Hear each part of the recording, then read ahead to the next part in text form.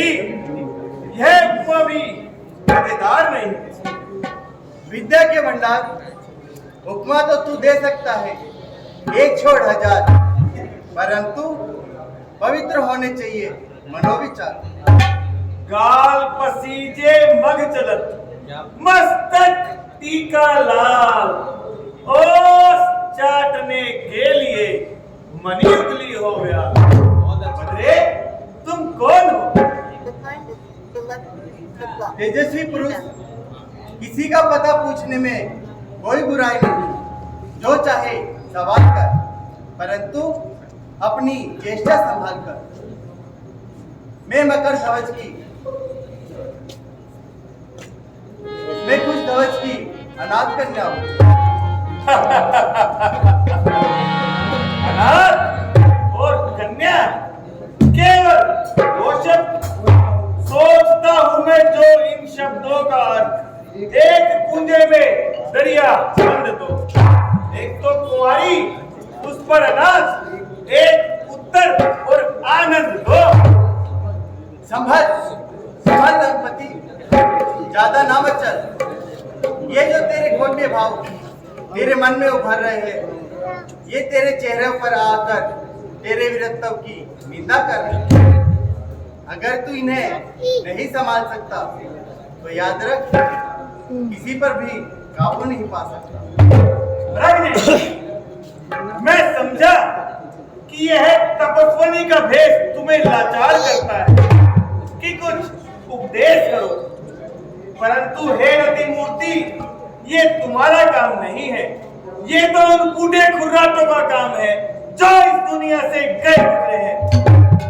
तुम तो यह बताओ कि तुमने अपने जीवन का क्या निश्चय किया है? वह कौन भाग्यशाली पुरुष होगा जो इस चंद्रमा से अमृत पिएगा, इस कोमल अंग के आलिंगन से जिएगा? यदि सीधे शब्दों में मेरे भावी पति का नाम पूछते तो क्या तुम्हारी पंडिताई गिर जाती? यदि असली शब्दों से एक गवारी कन्या को ना समाती तो क्या तुम्हारी अलंकारिक कविता की नाक कट जाती? इस पर भी मैं बताती हूँ।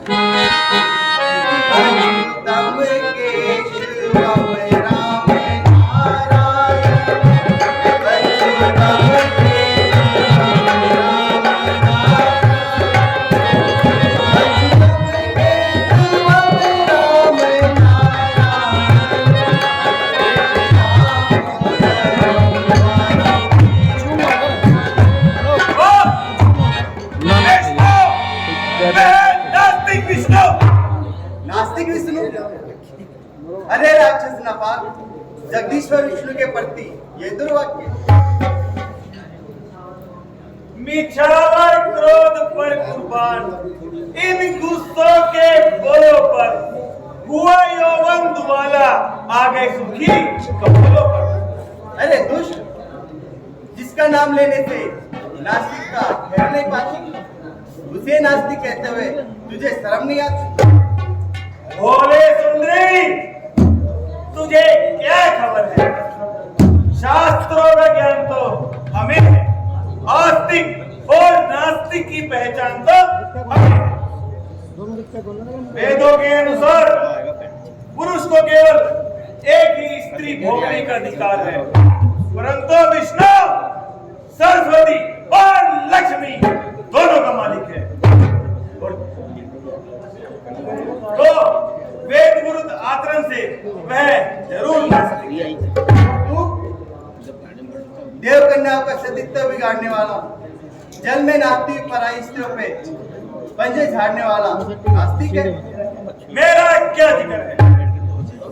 क्यों? समरथ को नहीं दोष गुसाई, दुआ करे जो। इसलिए तू अपनी यौवन अवस्था पर दया कर। अपने ऊपर दया कर, ये तो मेरी स्वार्थ प्रेरणा होगी। उचित है कि मैं तुझ पर उपकार करूं। उस पर उपकार? वह क्या? जले हुए दिल से श्राप और तुझे भस्म करूं, क्षार करूं, ताकि तेरी जिंदगी का सिलसिला टूट जाए और रोज रोज के पापों से मुक्त हो जाए। जले पर्वत से मेरा दिल तो हो दुखी जल के जले पर्वत से मेरा दिल तो हो दुखी जल के पर्वत, सती की आह से पर्वत बने ज्वालामुखी पर्वत। मैं मानता हूं कि तुझमें पवित्र तपोबल द्वारा शत्रु को भस्म करने की शक्ति है, परंतु इस शक्ति का उत्तम उपयोग कर अपने क्रोध को जला और प्रसन्न होकर मेरे साथ राजमहलों का सुख राजमहलों का सुख वक्त क्या है? होगा ऋषि सूता का जीवन मरण कुटी पर सोने की तेरी लंका मारू परंतु क्या शक है, हरदम विराजते हैं जब ये चरण कुटी पर सोने की लाख लंका सदके, परंतु इस बात पर भी तो ध्यान दे, लावण्य ज्योति मुख चंद्रकांति है, जल है वृक्ष है, जल है नदी का। बोले सुंदरी, तुम्हारा जो हुस्न है वो बहुत ही खूबसूरत है। मंदोदरी को दिल से बोला, रानी है तुम्हारी मुख्य रानी, पूरी खुशी से जिसने लगाए तुम्हारे पति पर मत मेरे लिए जो उसको बिसराए, विश्वास खोया उसकी जवानी, ऐसा ही धोखा मुझसे करोगे जाती रहेगी जब ये जवानी। इतनी देर में तो मुझे 50 बार गुस्सा आ जाता, ये तेरे ही प्रेम के भाग्य है, तो अभी तक मेरे तेरे को गुस्से को रोक दे। इतनी देर में तो कोई 100 बार शर्मा जाता, परंतु ये तेरे ही कठोर वाक्य है जो मेरे पवित्र हृदय में सूर्य घोपड़ा उठाकर तुझको रख लेता अभी अपने कुमार में, जबरदस्ती अच्छी नहीं मगर के जा है किस हवा में जलाकर भस्म कर सकती हूँ, एक अदना इशारे में, मगर मैं श्राप देती हूँ तू रहती हूँ इशारे में, क्योंकि मैंने बड़ी शांति से तप किया। अगर क्रोध मुझ पे गाली पाएगा तो मुफ्त में मेरा तपोबल घट जाएगा। भला से तू लाख दुष्ट है, क्रूर है, परंतु तुझे सींचने की वनस्पति मुझे क्रोध जीतने पे उचित है।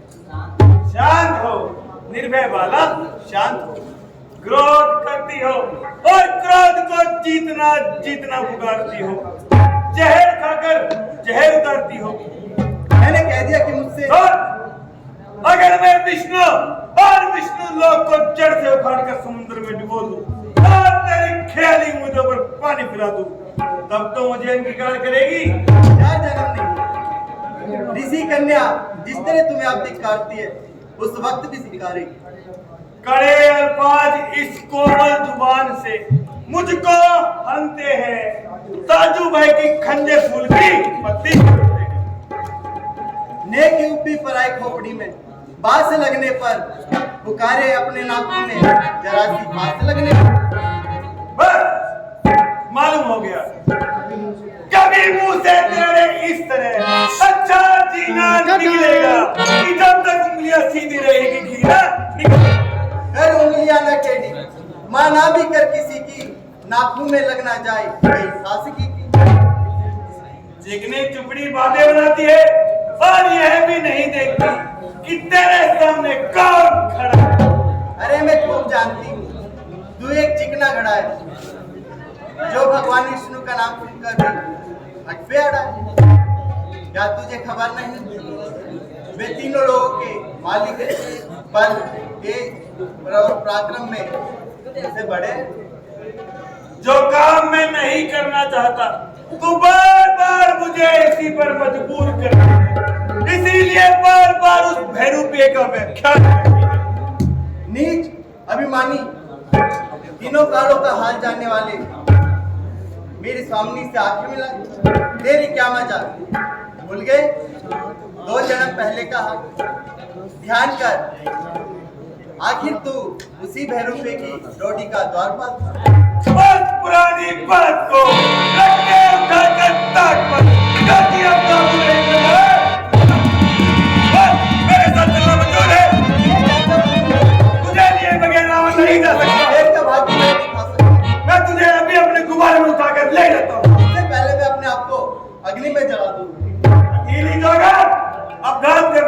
पाप है। तूने मुझे बड़ी चेष्टा से छुआ। अब ये शरीर विष्णु भगवान के लायक नहीं हुआ। इसे छोड़कर राजा जनक के घर जन्म लूंगी और तेरी मौत का कारण बनूंगी। अछूते केस तूने इन नापाक हाथों से अभी करना पड़ेगा जला के खाक। तूने मुझे यहाँ बेपाक हाथों करूंगी मैं तेरे जीवन का हिस्सा। जनक के घर की झांकी जान की दिखी मेरे विलास की जान की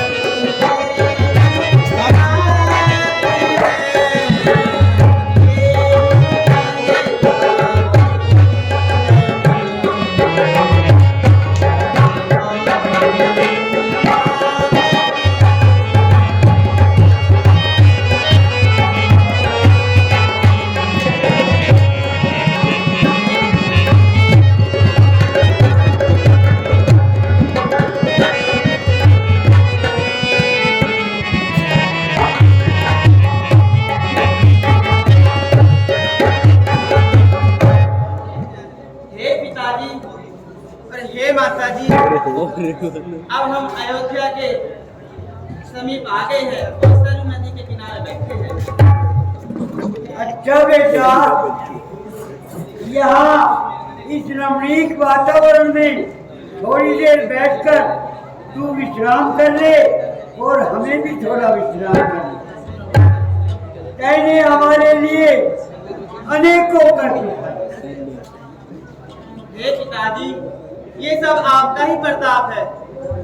हे बेटा, तुम युग युग जियो। बेटा सरवन, जी माताजी। मैं तुम्हारे सर पे हाथ फेर तुम सदा खुश रहो। बेटा, हमें थोड़ी तृषा लगी है, थोड़ा सा सरयू का जल पी, तब आत्मा तृप्त हो। जो आज्ञा पिताजी, अभी आपका अजीब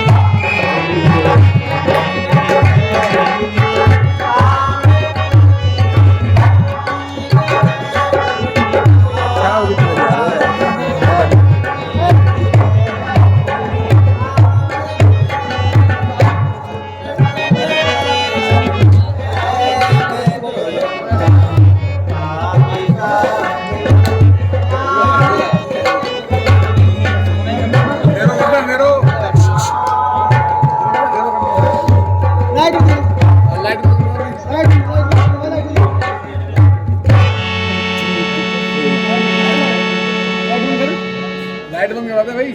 हाँ ये खोल दे। ये एलईडी चला दे, एलईडी वाली है। एलईडी चला दे वाली।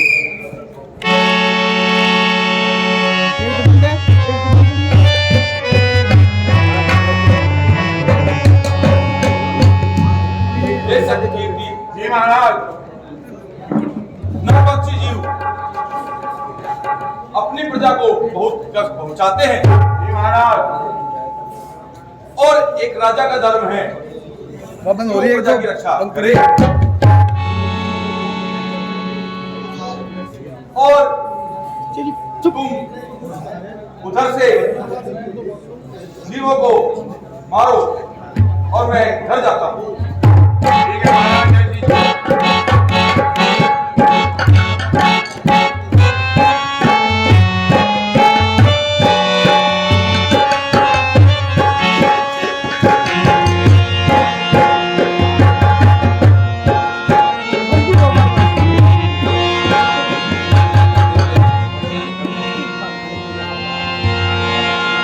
शायद कोई हिंसक जीव सरयू तट पर पानी पी रहा है, मुझे उसको मारने के लिए शब्द में दीवान चलाना चाहिए।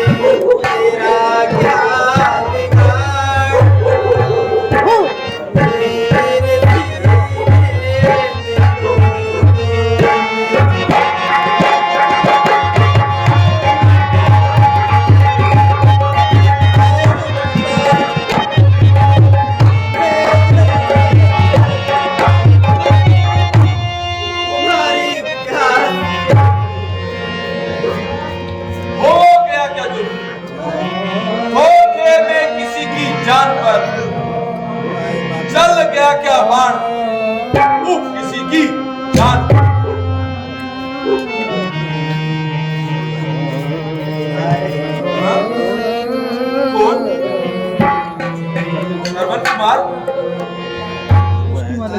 ओह, ये मैंने क्या कर दिया? शिकार के धोखे में श्रवण कुमार मारा। दशरथ, दशरथ, तूने बड़ा अनर्थ किया। धोखा, सरासर धोखा। हाय माता, हाय पिता, तुम्हें जल कैसे पिलाऊं, तुम्हारी प्यास कैसे बुझाऊं। मुझे मरने का शौक नहीं, सोच तो यह है कि अब तुम्हारी खबर कौन लेगा, तुम्हारी सेवा कौन करेगा।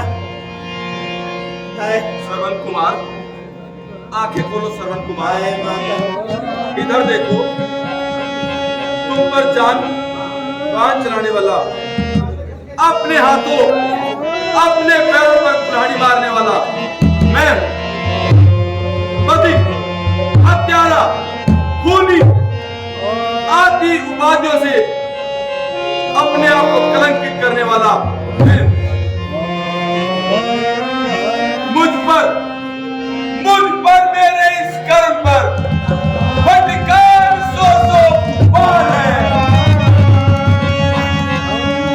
इस हाथ पर, इस बाण पर धिक्कार सौ बाण है।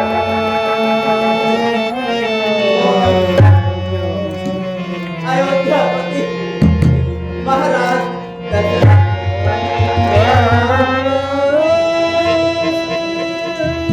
हाय पृथ्वी, तुम पट क्यों नहीं जाती? शत्रु तुमको लेकर रूप धारण क्यों नहीं कर लेती?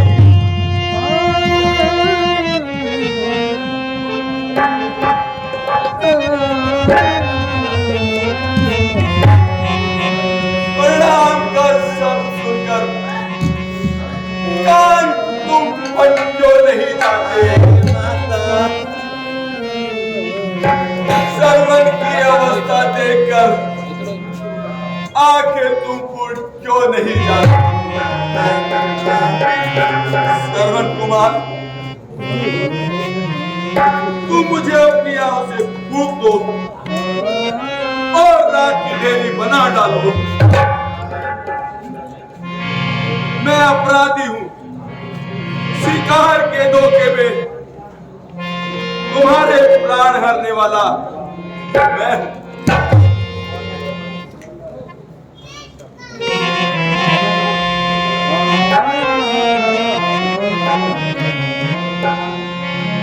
महाराज, आपने शिकार के धोखे में मुझे बाण मारा है, तो आप दोषी नहीं है। संसार में जो जन्मेगा वो अवश्य मरता है, परंतु मुझे इस मृत्यु में भी बड़ा आनंद मिल रहा है। मैं बड़ा भाग्यशाली हूं कि जब तक किया माता पिता की सेवा में किया, मर भी रहा हूं तो माता पिता की सेवा में मर रहा हूं। जहाँ का जगदीश हूँ, बस एक कृपा ये आपकी, मैं जहाँ जाऊँ वहाँ सेवा करूँ माँ बाप। और मैं क्या करूं श्रवण कुमार? तुम मेरे सामने मरो और मैं खड़ा देखता रहूं। अयोध्यापति होकर एक पितृभक्त की हत्या करने के पश्चात संसार में जीवित रहूं। उचित हो जिस तरह से तुम भी मुझसे बदला लो। मरने से पहले हत्यारे से हत्या कोई।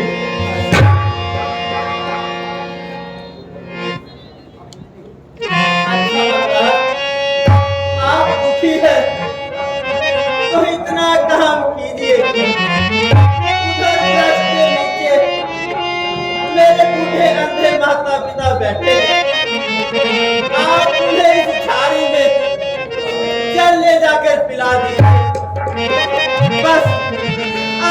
बोला जाता। माता मेरी है श्री, पिता मेरा शब्द ओम। माता पिता में लीन है सेवक का रोम रोम। अब प्राण तो है कंठ में, होठों पे नाम है। माता पिता को मानसिक अंतिम परिणाम है। बस अब नहीं बोला जाता।